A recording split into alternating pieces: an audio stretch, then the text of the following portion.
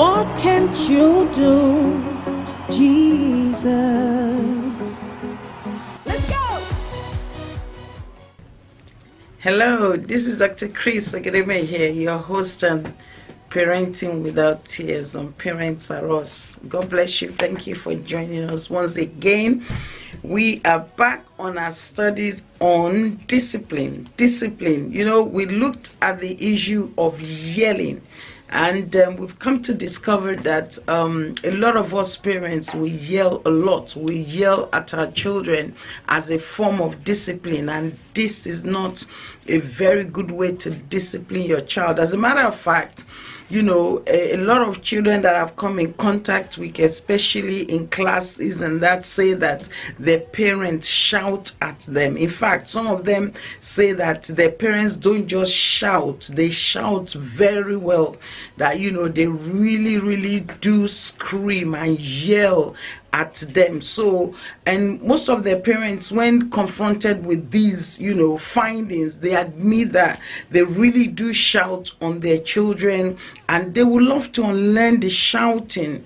You know, well, if I wouldn't call it a skill, but you know that they would like to unlearn it and learn other ways by which they can, you know, properly discipline their children without necessarily yelling at them. So in this session, what we're going to be doing is helping parents to reform their minds and then find appropriate way to help them with their yelling issues. So first of all, we need to understand certain things. We need to understand the fact that you need to look inwardly and check yourself and see why you actually shout or yell or scream at your child or your children. Let's see why we do so.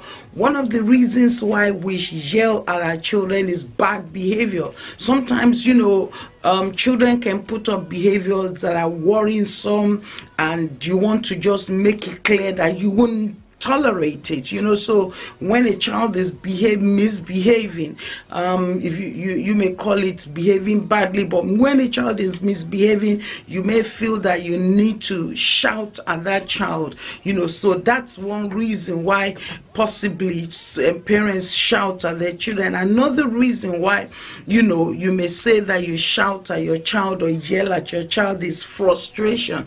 You know, perhaps you as a child, you've tried other means of discipline like talking and correcting, and that has not deterred that child, you know, from the behavior. So you're frustrated. So as a result, you shout, you scream, you yell at that child. So you are angry and frustrated. So that's why you shout, or that's why we shout. Another reason could be as a result of powerlessness.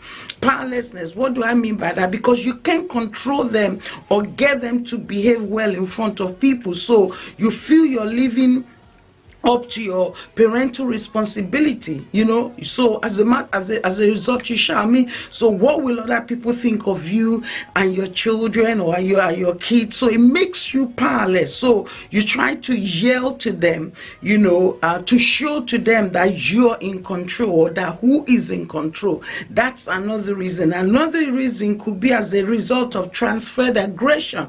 I learned about a lady yesterday who she was married to a man, and the man was really horrible to her, and you know, she had to actually leave that relationship. And then she got a call that the husband had died. You know, she had left him, it's been years, and so she got a call, so she had to go to the funeral. And she said as she was looking at the corpse of the ex-husband inside the church, you know, and she felt so frustrated. You know, she was aggrieved, but very angry. She said she felt so angry that she felt the ex-husband should rise up and die again, that was how hurt she was, and that she hated the man so so badly.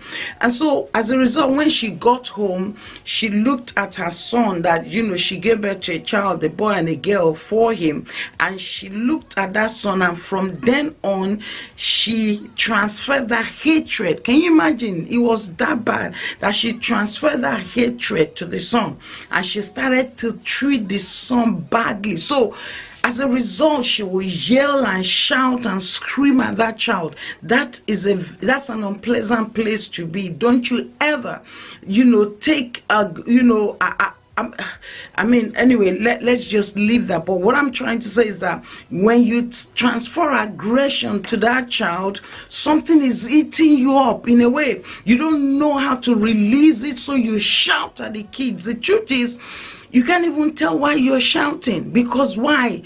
Of transferred aggression. Someone has upset you, someone you're hateful towards somebody, and so you're taking it on the child. That is an error, a very, very big error. So you're angry, you're angry and upset, and at the slight of provocation, even if you're not provoked, you just shout and scream. The truth is, it's not a good place to be. That's why we're saying, look, yelling is not a good form of discipline at all. It's not. Another reason you might be shouting at your kid could be is because you are an angry person. You're just naturally angry.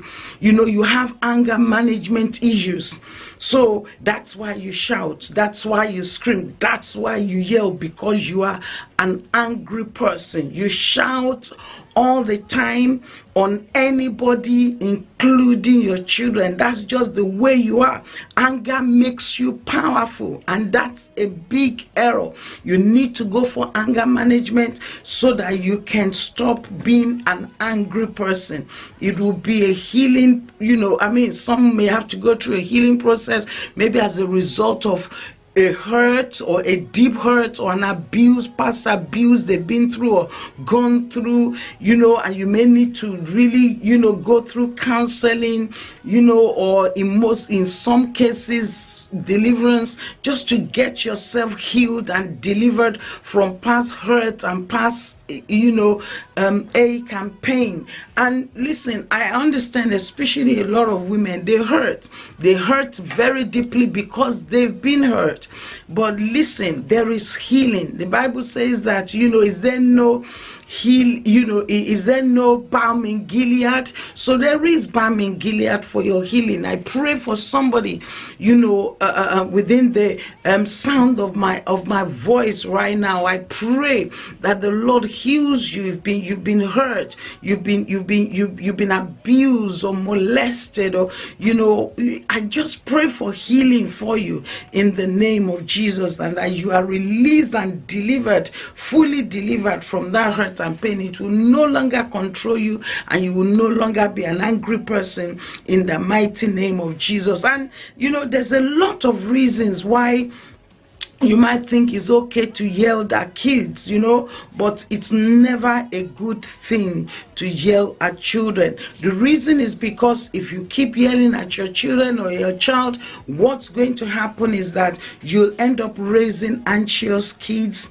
They'll be so anxious that whenever they hear your voice, they'll virtually wins, and their hearts will raise, and they'll be very, very, they're just always very careful, not knowing whether to, they've stepped on your toes or they're going to step on your toes by whatever they do. So they go about always looking over their shoulders, you understand? Being too careful in case you will yell at them. So be careful, because you'll end up raising an anxious child. Another reason, something, number two thing that can happen when you yell at your children is that you raise frustrated kids.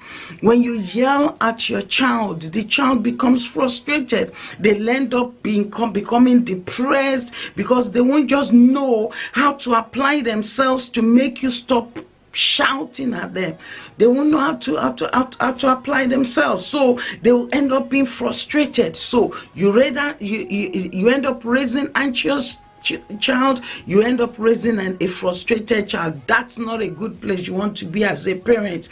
Another thing that can happen as a result of your shouting and screaming and yelling at your child is that you damage their self-esteem and their self-worth. And I've done a lot of series on self-esteem of a child, and their self-worth. Go back and watch all of our videos, please. That's one of the worst things that can happen to your child. Because why? The future is waiting for them, and it's going to affect them in the future. Self-esteem is an important thing for you to help build your child. You need to build positive self-esteem, and self-worth of your child. Yelling can make that child think that they suck at everything, that they're not good, and then they start thinking they're stupid and they're not good enough and that they're dumb, and that's serious. It damages them mentally, psychologically, emotionally, because when someone is not stable, emotionally, you're damaging them. It's a serious issue here. Even if that child were to be naturally intelligent or talented, and every child does possess potential or intelligence, but if they have very low self-esteem and self-worth, they begin to disbelieve who they are. They don't believe in themselves. Even when they're doing something good, something outstanding, they think that they're in error. They think that they're doing it wrong. They think everyone is better than them. They think their mates are better than them. They start to feel they're inferior. So you are damaging that child emotionally. And oftentimes, when you look at the history of killers and some of these youths do become somehow insanely crazy, especially as in America a few years ago, very, very frequently it happened that a young person would just go and they would have been a loner, because low self-esteem can cause a child to be a loner. And when a child becomes a loner, what speaks to them, what talks to them, what ministers to them? They begin to search on the internet. The internet begins to speak to them. They may even end up going into the dark world behind the scene because they don't have friends, or they don't make themselves available to be in relationship with other people where they're befriending other people. So they become a loner because their self-esteem is very low. And a lot of the times we push them into the hands of the adversaries, because then the enemy takes hold of their mind and begins to pour things into their mind, tells them, why don't you look at ways to kill, ways to do this, ways to do that? And then an enemy, there are internet adversaries who, what they do is they just look for vulnerable kids or young people like this who they know have low self-esteem. They get them, they target them and recruit them, and hey, that's it. You've got a damaged child, so mentally derailed, and then they begin to teach him, do this, do that. A lot of people who end up becoming maybe suicide bombers and all of that stuff, that's how they get them. You understand? So build your child's self-esteem. Be careful how you yell so that it does not damage your child's self-esteem. It's very, very important that we take a look. And it's not that I'm talking at you. No, because I've been there where I was a yelling mother. So, but it doesn't help. It does not take us far. You understand? It's better you sit the child down and talk to the child and see what they've done wrong and then correct their errors, as opposed to shouting. Some even go to the extent of cursing them. Please, let's be careful. It makes the problem worse. It just makes it worse. When you shout at kids, They could tune your voice out. They never take anything you say. That's another reason why we mustn't shout. That's what happens. That's what happens when you shout at a child. It makes the problem worse, makes you yell some more, which can make them disrespect you or talk back to you. You don't want that. Another thing that could happen as a result of yelling and screaming and shouting at your child is that they'll still not learn what you want them to learn. That's even why I had to stop that.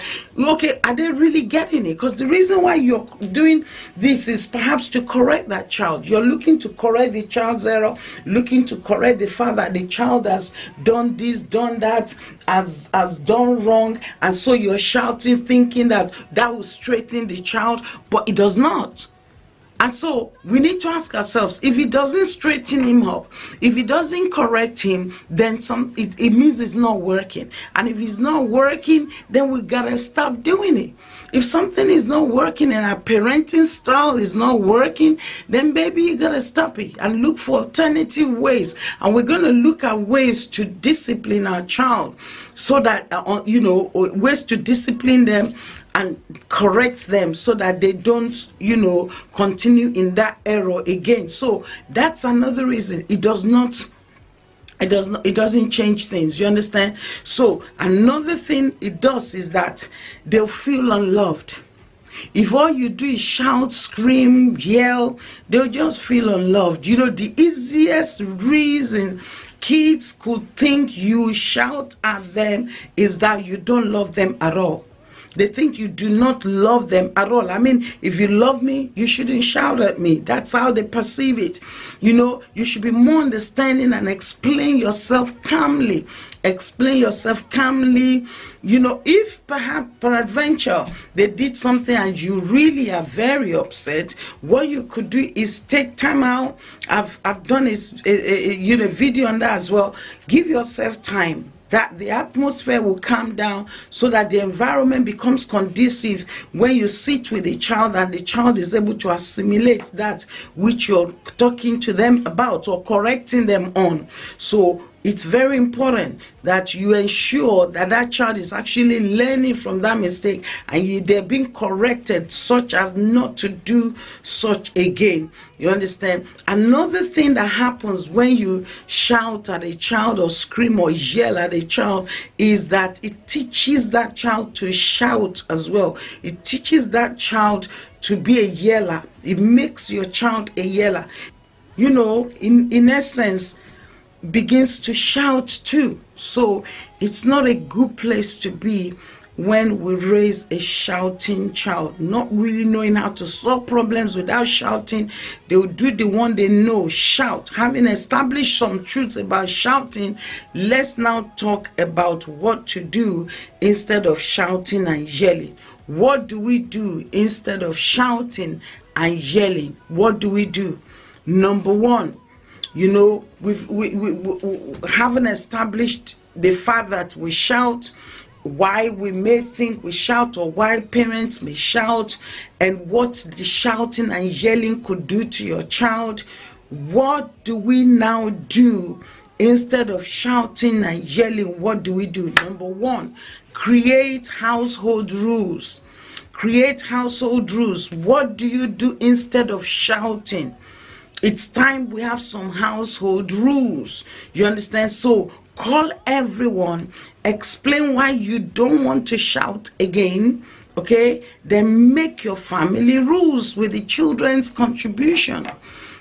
Tape it where everyone will see it. That's how we do in class. So you gather everybody together. There's going to be household rules we're going to create here. And then you start to you get everyone to contribute and say what they feel.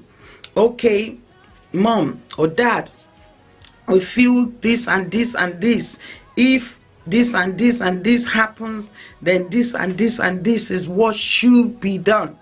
You understand? Let them have their own input. You have your own rules. Come with your own rules, and then discuss it together, and then get them to contribute and tell you what there should be, and then you create a general rule out of that. So you may have 6, your child A may have 3, child B may have 2 or 4, dad may have 6, or dad may have 2, because that usually probably has less or whatever, and then you may have the same, or you may agree on a lot of the rules, or you understand. So you then put it together, and then you've got your household rules.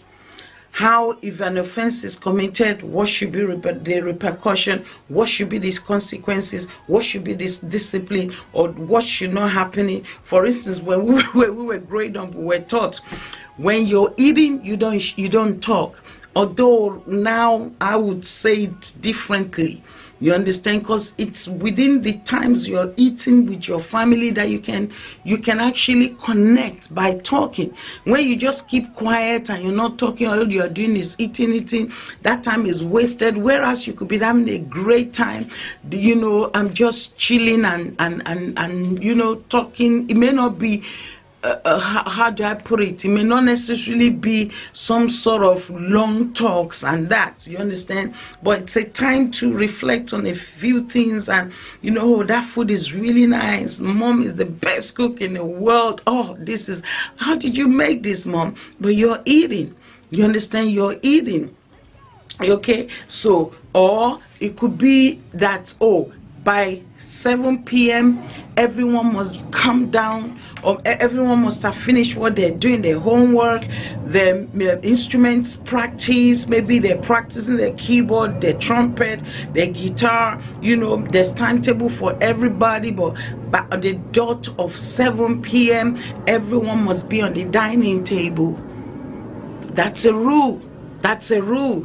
6 a.m. in the morning, everyone must be in the living room for family devotion. Or if your family devotion is in the evening, by such and such a time after dinner, at 8 o'clock, everyone gathers in the living room for family devotion before bedtime. So you create the household rules so that it wouldn't have to be that you have to be shouting because a child is done something wrong, because there are no rules. There are no rules. You understand? So that's what we do. Instead of shouting, it will eliminate your yelling, it will eliminate errors, because you have that your children are not erring. They're not, I'm not saying absolutely, because there isn't an household where there's no, misbehavior, but it will be limited, or as it were, eliminated to a point, or that particular offense actually will be eliminated in a way when you have household rules. So create the rules and then tape it where everyone will see it, perhaps at the back of the door, or maybe the kitchen door, the living room door, or all of the children's door. Maybe bedroom, you go to their bedroom, it's pasted there, it's pasted in your room, and then everyone's got it. That's how we do it. That's how we roll. Number 2 way, what else, what to do instead of shouting and yelling. Number 2, explain consequences. Explain consequences. This will befall any defaulter. List the consequence directly related to the offense. Like I was saying earlier on, for instance, if you're late for morning devotion by 5 minutes, you will be the one washing the plates for the whole week. List the consequences, so that way nobody oversleeps. You understand? Or if you, how do I put it? If you're late to the dining room by so minutes, you'll be the one to do this or do that. Just list the consequences, so that way you don't have defaulter. You don't have defaulter. Number 3 thing to do, we said, what do you do instead of shouting? And rules I mean, consequences, the thing about listing the consequences is this: when you now apply the discipline, the child does not feel otherwise.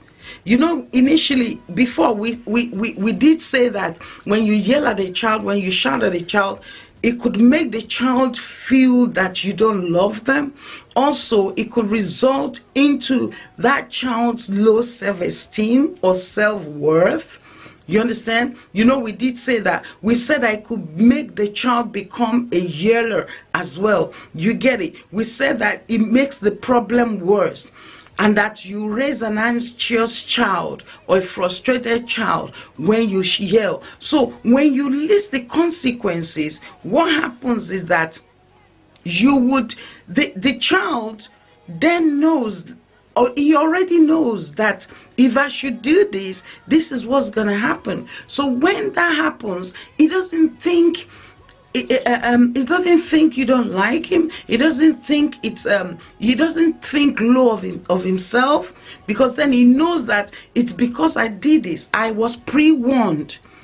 I was forewarned. I was told that if I did this, this was what was going to happen, and this is what's happening. So I'm just really being disciplined for, you know, for breaking a household rules. You understand? So for breaking the rule within the households, what we've conducted together, especially if you had involved them in the first place, they would already have known that that was what was going to follow. Do you understand? And then number 3, instead of yelling and screaming and shouting, what do? Follow through with the consequence. When you lay down your rules and you make them understand that if anyone that defaults in this manner, in this respect, anyone that does, this is what's going to happen. Don't then, it shouldn't be that, you know, someone defaults and then you let go. No. No, you don't let go. Don't play favorites. Don't say, David did it, he's got to face the consequences and he's got to be punished for it.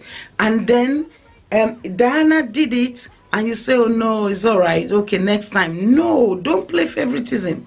In fact, you mustn't even show a child that you prefer them to another child, or show that you prefer a child to another child when they're your children. Never ever play favoritism, you know, with your children, because every child is important.